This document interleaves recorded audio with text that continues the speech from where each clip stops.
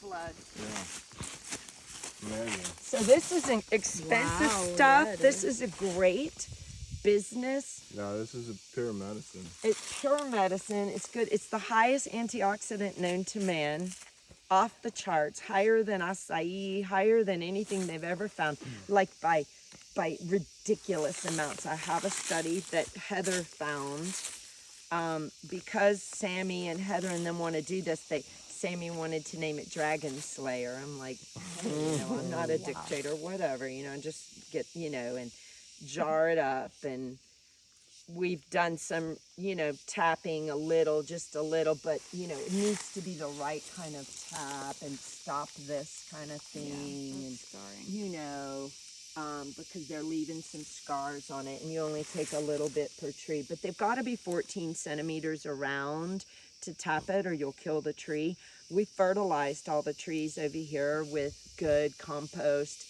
And really, we marked them all, and Sammy GPS marked them too. It was a learning class for him. A lot of kids are homeschooled. Their parents are like, do something cool with my kid and make them do math and spreadsheets. And I'm like, I gotcha. So these almost look like elderberry. Targua is what you're calling it. Targua, sangre de drago, and its Latin name is croton. It's a croton. Wow. Croton draco. Wow. Yeah, I was like, well, you don't look like a croton to me, but it's in that family, and they're just incredible. I'd say it's the most valuable rainforest medicine we have. I mean, it'll kill papillomoya. It's the highest antioxidant. It'll completely cure colitis, gastritis, IBS. If it's IBS from nerves, no.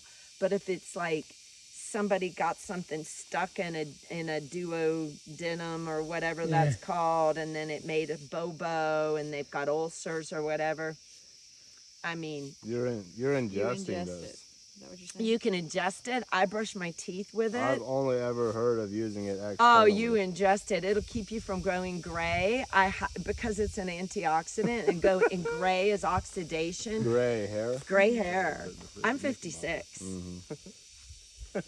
Yeah. Damn. Now, and I take some haven't notes, even guys. taken it with much regularity because it's so expensive and it's so hard to get. But throughout my trajectory here, I've popped it down here and there. I think I'm not gray because of my mom, but I just say it, and you meet some black-haired ticos with the most gorgeous white, beautiful teeth you've ever seen. It's because they use targua. How do you use it? So when I brush my teeth, I just put it on the toothbrush and let it on, and it lathers and it stays. I had a dentist recommending that I get a crown because I had a fissure, but it hadn't reached nerve or anything. And I was like, I really don't want a crown. I really don't want to start sawing on my teeth. I like kind of an au naturel. I really don't want to do that. And because ticos are so cool, I said, what if I were to use targua? And she's like, I wanted to do my master's thesis on that. I completely agree. Let's do an experiment. I was like, okay. So I started spending 15 mil per vial from Fabiola at the farmer's market. I probably brushed my teeth with it now. It's been weeks since I have done it, maybe a month because I ran out.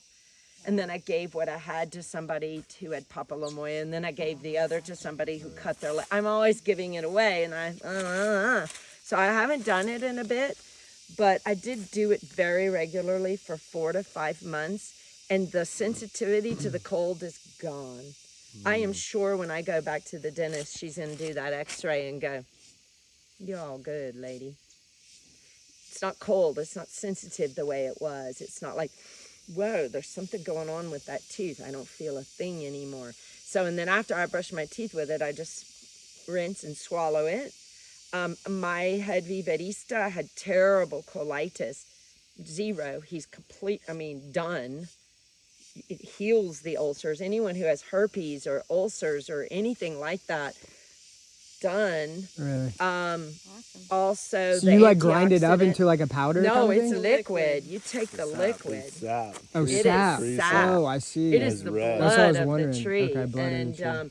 And then again, any like Lama Dorje cut his hand really bad on a machete, and I went to the opening of Dewachin with him, and I just happened to have some in my bag. Lama Dorje was like, "Oh, Jenny, you know, so cute. Totally healed it up. Totally. I mean, we've all used it in a million ways, and it's just, it's so expensive. So it can be a great, you know, value added rainforest product, and you guys can collaborate with us in terms of, you know, our sales machine or not, doesn't matter. But if Sammy and them actually activate this forward, then there'd be no reason for y'all not to activate too and put it in.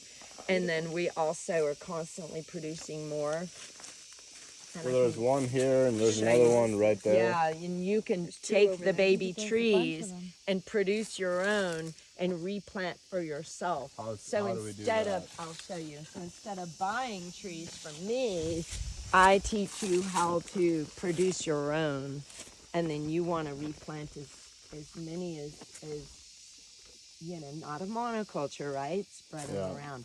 And the baby tree speaks to you. Now there's a white targua as well.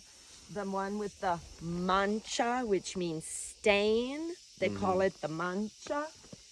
The targuas that are full of the sap have a brown mancha on their trunks. You can see the mancha, the mottled aspect. There's a lot of big trees on this edge, big enough even to tap. Here's another, see it?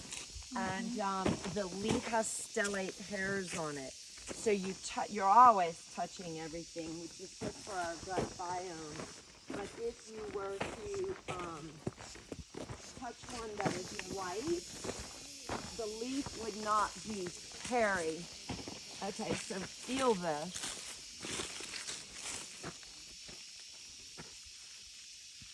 It's a little slightly hairy, and it has a serrated edge. Yeah. The white Blanco Targua gets much bigger, much faster, and doesn't have a stellate hair.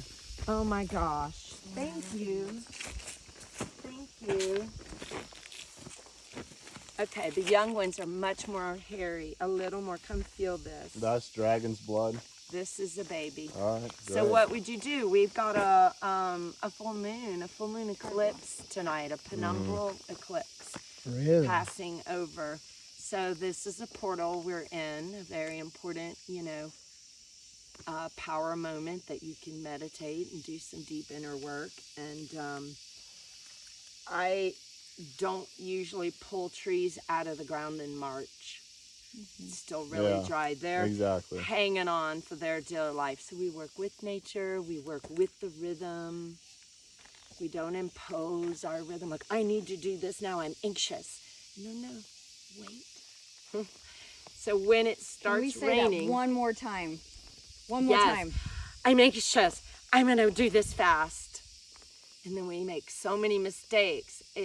I loved it, you know, it's like there's so much zen and wisdom in trees. It's like low-hanging fruit, right? We want to let it fall in our hands. If we pick the fruits too early, we've wasted the fruit. It's no good. It's always a mistake. Things have to mature.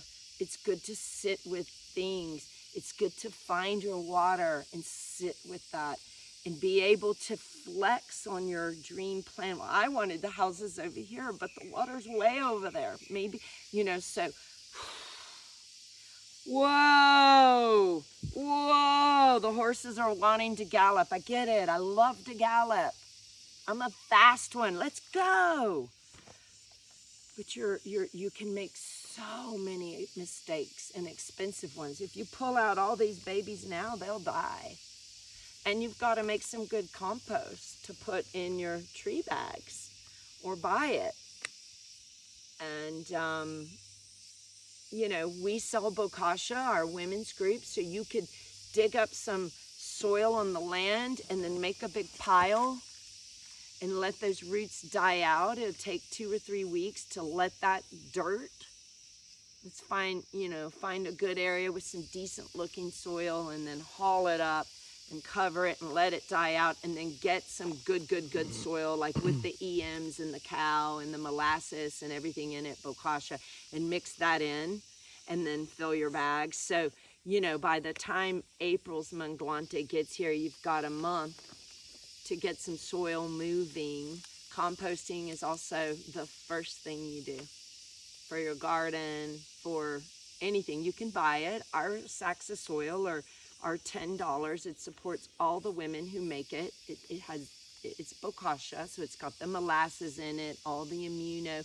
Y'all can come take a composting class with the women's group. You can learn how to do it. You could do a day with Alvaro, I could be there a bit in the nursery to really be like, okay, we're gonna produce some of our own stuff.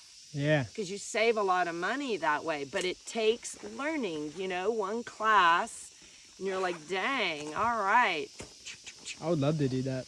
So these are the beginnings, and anxiety for the good things to come is very normal. It's very exciting, and you have a lot to do. So getting your hands busy on stages of first stages, and letting nature show you her rhythms and your rhythms up here, because these guys these are really awesome. And it's having land. Does anyone come from families who have land?